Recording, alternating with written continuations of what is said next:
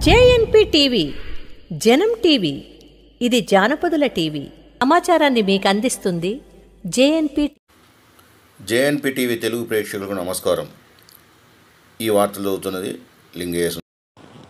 తెలంగాణ రాష్ట్రంలో నిర్వహించబోయే శాసనమండలి ఎన్నికల్లో నల్గొండ, ఖమ్మం, వరంగల్ ఎమ్మెల్సీ, కరీంనగర్, ఆదిలాబాద్, నిజామాబాద్, మెదక్ పట్టభద్రుల ఎన్నికల్లో బీసీలకు ప్రాధాన్యత కల్పించాలని ప్రధాన పార్టీ కాంగ్రెస్ పార్టీని డిమాండ్ చేస్తూ బీసీ కుల సంఘాలు, బీసీ విద్యార్థి సంఘాలు, బీసీ ఉపాధ్యాయ సంఘాలు, బీసీ మేధావులతో విస్తృత స్థాయి సమావేశం ఏర్పాటు చేశారు. ఈ కార్యక్రమంలో బీసీ జాతీయ అధ్యక్షులు జాజల శ్రీనివాస్ మాట్లాడుతూ శాసనసభ ఎన్నికల్లో బీసీలకు అన్యాయం జరిగిందని, ఎమ్మెల్సీ ఎన్నికల్లో నల్గొండ, ఖమ్మం, వరంగల్ నుండి పూల రవీందర్ను, కరీంనగర్, నిజామాబాద్, ఆదిలాబాద్, మెదక్ నుండి ప్రసన్న హరికృష్ణను ఏకగ్రీవంగా తీర్మానం చేస్తున్నట్లు వారు తెలిపారు. రాహుల్ గాంధీ కాంగ్రెస్ పార్టీ అయితే బీసీలకు అవకాశం కల్పించాలి, రేవంత్ రెడ్డి కాంగ్రెస్ పార్టీ అయితే రెడ్లకు అవకాశం కల్పించాలని ఆయన డిమాండ్ చేస్తూ పూల రవీందర్కు, ప్రసన్న హరికృష్ణకు అన్ని బీసీ సంఘాల మద్దతు ఇవ్వాలని ఆయన బీసీ సంఘాలను కోరారు. జాజల శ్రీనివాస్ గౌడ్, బీసీ సంక్షేమ సంఘం జాతీయ అధ్యక్షులు. ఈరోజు తెలంగాణ రాష్ట్రంలో మార్చిలో నల్గొండ, ఖమ్మం, వరంగల్ ఉపాధ్యాయ ఎమ్మెల్సీ, అదేవిధంగా కరీంనగర్, నిజామాబాద్, ఆదిలాబాద్, మెదక్ నియోజకవర్గాలకు సంబంధించిన పట్టభద్ర ఎమ్మెల్సీ, అదేవిధంగా ఉపాధ్యాయ ఎమ్మెల్సీ 3 శాసన మండలి ఎన్నికలు జరగబోతున్నాయి. మార్చిలో జరిగేటువంటి ఈ ఎన్నికల లోపల బీసీలను సమాయత్తం చేయడానికి, బీసీలను రాజకీయంగా చైతన్యం చేయడానికి, ఇదే సమయంలో ప్రధాన రాజకీయ పార్టీల నుండి బీసీలకు అవకాశం కల్పించాలనేటువంటి డిమాండ్ తోటి ఈరోజు బీసీ మేధావులు, బీసీ సంఘాలు, కుల సంఘాలు, ఉద్యోగ సంఘాలతోటి బీసీల విస్తృత స్థాయి సమావేశాన్ని ఈరోజు నిర్వహించడం జరిగింది. ఈ సమావేశంలో ఇలా మొత్తం బీసీ ఉద్యోగులు, అదేవిధంగా బీసీ కుల సంఘాలు, మహిళా సంఘాలు, విద్యార్థి, యువజన, మేధావులు ఈ సమావేశంలో పాల్గొనడం జరిగింది. ప్రధానంగా ఇప్పటికే రాష్ట్రంలో బీసీ కులగణన జరిగింది. బీసీ కులగణన జరిగి బీసీలు దాదాపు 60% పైగా అని చెప్పి ఇప్పటికే సూత్రప్రాయంగా తెలిసింది. 60% పైగా ఉన్నటువంటి బీసీలకు ఈ శాసనమండలి ఎన్నికల్లో ప్రాధాన్యత కల్పించాలని చెప్పి ఈ ప్రధానంగా అధికారంలో ఉన్నటువంటి కాంగ్రెస్ పార్టీని మేము డిమాండ్ చేస్తున్నాం. కాంగ్రెస్ పార్టీ మొన్న జరిగినటువంటి అసెంబ్లీ ఎన్నికల్లో బీసీలకు 34 టికెట్లు ఇస్తని 19 టికెట్లు ఇచ్చి మోసం చేశారు. పార్లమెంట్ ఎన్నికల్లో అన్ని పార్టీల కంటే బీజేపీ, బీఆర్ఎస్ కంటే బీఆర్ఎస్ 6, బీజేపీ 5 టికెట్లు ఇస్తే కాంగ్రెస్ మాత్రం కేవలం 3కి మాత్రమే అవకాశం ఇచ్చింది. అంటే ఒకవైపు దేశవ్యాప్తంగా రాహుల్ గాంధీ గారు మాత్రం ఎవరి జనాభా ఎంతనో వారికి అంత వాటా దక్కాలి, జనాభా దామాష్ ప్రకారం చట్టసభల్లో వాళ్ళకి ప్రాతినిధ్యం దక్కాలని చెప్పి రాహుల్ గాంధీ గారు చెప్తుంటే, రాహుల్ గాంధీ గారి ఆలోచనలకు, రాహుల్ గాంధీ గారి సిద్ధాంతాలకు విరుద్ధంగా తెలంగాణ రాష్ట్రంలో టికెట్ల కేటాయింపుల్లో బీసీలకు కేటాయించకుండా అన్యాయం చేస్తున్నారు. ఇదే సమయంలో ఇప్పటికే పీసీసీ అధ్యక్షులు మహేష్ కుమార్ గౌడ్ గారు మేము ఉపాధ్యాయ ఎమ్మెల్సీ ఎన్నికల్లో మేము పోటీ చేయడం లేదు, మా మిత్రపక్ష అభ్యర్థులకు మద్దతు ఇస్తున్నామని చెప్పడం జరిగింది. అదేవిధంగా పట్టభద్రుల ఎమ్మెల్సీ నుంచి మేము బరిలో ఉంటున్నామని చెప్పడం జరిగింది. అంటే ఇప్పటికే మిత్రపక్షాలైనటువంటి వామపక్షాల అభ్యర్థులు ఎవరైతే ఉన్నారో ఇలా నల్గొండ, వరంగల్, ఖమ్మంలో వాళ్ళ వామపక్షాల అభ్యర్థి అగ్రకుల సామాజిక వర్గానికి సంబంధించిన వ్యక్తి ఉన్నాడు, వారికే మేము మద్దతు ఇస్తామని చెప్పకనే వారు చెప్పడం జరిగింది. అదేవిధంగా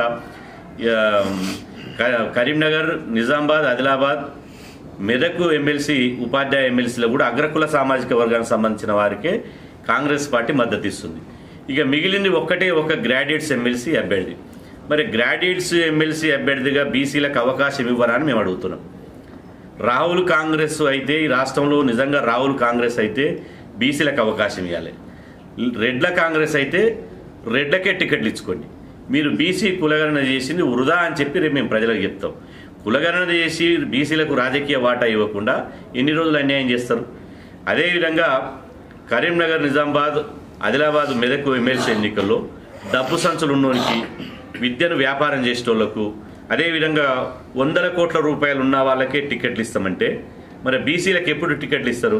ఎమ్మెల్సీ అసెంబ్లీ టికెట్ల కేటాయింపులో ఎంపీ టికెట్ల కేటాయింపులు అన్యాయం చేసి చివరికి మీరు అధికారంలో ఉన్నప్పటికీ కూడా బీసీలకు ఇవ్వకపోతే కాంగ్రెస్ పార్టీని భవిష్యత్తులో బీసీలు ఎవరు నమ్మరు. రాహుల్ గాంధీ గారు చెప్పేది ఓన్లీ థియరీ మాత్రమే తప్ప ఇది ప్రాక్టికల్ కాదు అని చెప్పి బీసీ సమాజం ఇప్పటికే దాదాపు సూచనాప్రాయంగా వచ్చింది. మీరు ఇవ్వకపోతే మాత్రం అది 100% రూఢి అవుతుంది.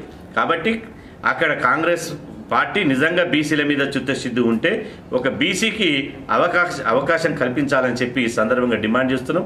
అక్కడ బీసీ నుంచి ఇలా అసిస్టెంట్ ప్రొఫెసర్ ఉద్యోగానికి రాజీనామా చేసినటువంటి ప్రసన్న హరికృష్ణ ఉన్నాడు.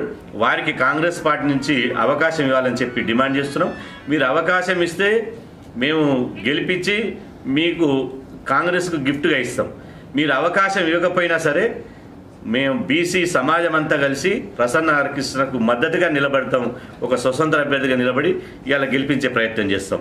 ఇక ఇలా నల్గొండ, ఖమ్మం, వరంగల్ ఈ 3 ఉమ్మడి జిల్లాలకు సంబంధించినటువంటి ఎమ్మెల్సీ ఎన్నికల్లో 4 ఉపాధ్యాయ సంఘాలు ఉంటే పిఆర్టీయు కానీ, టీపీఆర్టీయు కానీ, టీపీయూఎస్ కానీ, అదేవిధంగా యూటీఎఫ్ కానీ 4కి 4 రెడ్లకే ఇచ్చారు ఉపాధ్యాయ సంఘాలు.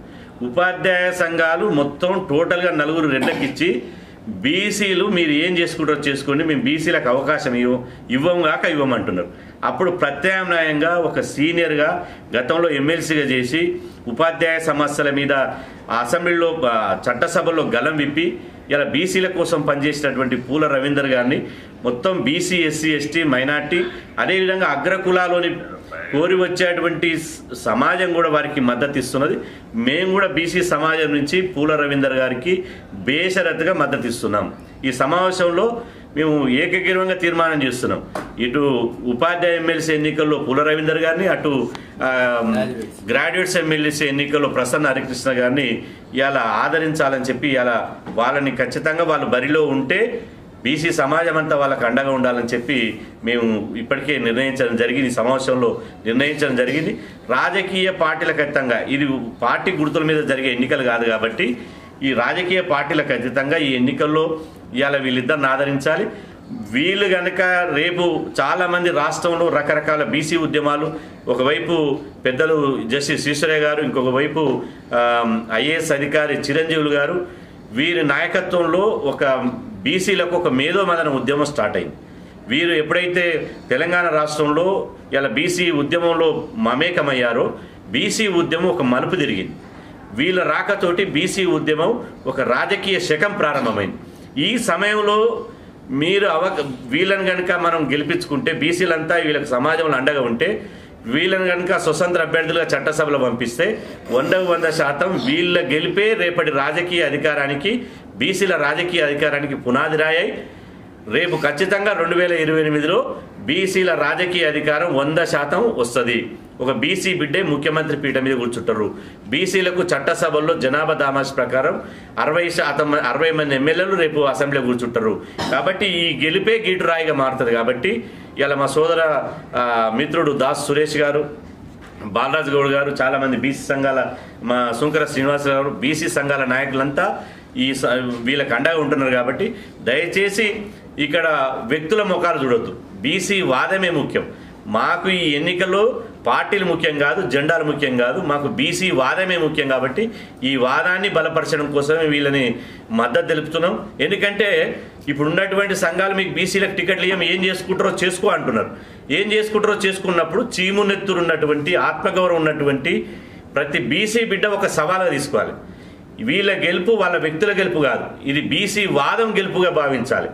రాష్ట్రంలో ఒక బీసీ ఆత్మగౌరవాన్ని, బీసీల ఐక్యతను చాటాలంటే ఈ వ్యక్తులను చూడకుండా ఇలా బీసీ వాదాన్ని నిలబెట్టాలంటే, రేపు భవిష్యత్తులో బీసీలకు రాజకీయ అధికారం రావాలంటే ఈ బీసీ అభ్యర్థులను గెలిపించి చట్టసభలకు పంపించాలని చెప్పి ఈ సమావేశం ద్వారా మేము బీసీ సమాజానికి విజ్ఞప్తి చేస్తున్నాం.